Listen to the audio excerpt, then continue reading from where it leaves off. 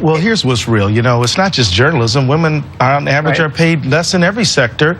And when women are assertive and commanding in leadership, people call them names like pushy. I mean, Nancy Pelosi has been remarkably successful as a speaker. John Boehner hasn't passed anywhere close, and yet, you know, people don't draw the comparison.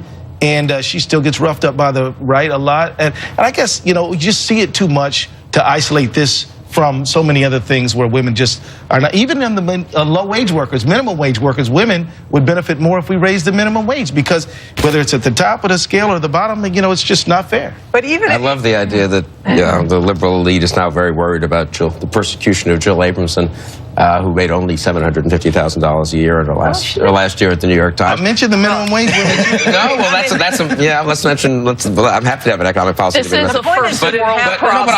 Clearly it is. But I think you guys should be much more upset about Arthur Sulzberger. Why is he's the one who's lost the confidence? If you could have a private discussion with his masthead colleagues at the New York Times, I don't think they have a very high opinion of him. Why does he run the New York Times? Because he inherited it. Shouldn't you guys be more upset about? Shouldn't you guys be more upset about the top 1%? If they can treat Jill Abramson this way, what about the other women? What about the younger journalists? What about, you know, I mean, it's a real problem, and it's sort of a symbol. Who's the they? Who's the they who's treating her that way? Well, Arthur Sulzberger, Mr. Liberal, Mr. Democrat, Mr. Political Correctness. Though, Bill, it's not a limited thing. It's a societal problem we must confront. Not one of the top 10 newspapers in the country are run by women now. Right.